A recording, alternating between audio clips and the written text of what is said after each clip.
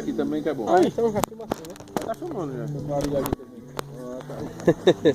Olha aí, boa noite, gente.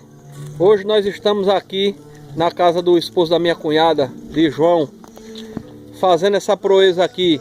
Aqui eu fiz um banguezinho para gente assar um galetinho aí, ó, na fogueira, desse jeito aí, ó.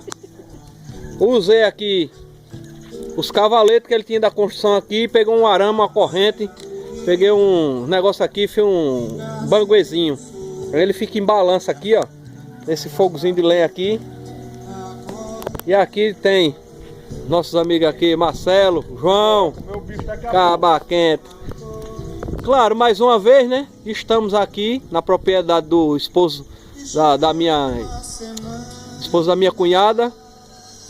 Uma casa maravilhosa que ele fez aqui, que a gente diz que é uma casa, mas na verdade é uma mansão. Uma maravilha. Ô, rapaz, que riqueza, coisa boa. Daqui uns dias a gente vai trazer para ele aquele velho fogão de lenha para colocar por aqui. Olha aí. Na lenha, né? E Aqui é natural. vamos deixar aí essa imagem aí bonita aí do galeto assando aí na fogueira aí, ó. Esse é o galeto raiz. De maneira raiz, né, João? Esse é o fogo raiz mesmo, rapaz. Tem coisa melhor não, graças a Deus. Vamos lá, minha gente. Valeu, Deus abençoe aí, boa noite. E até o próximo vídeo aí.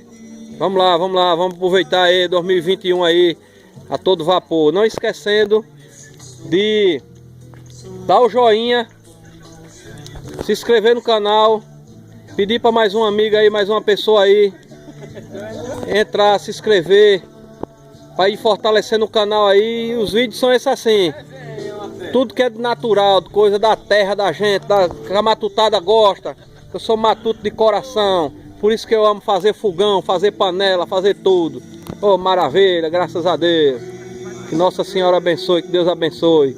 Valeu, minha gente, até o próximo vídeo.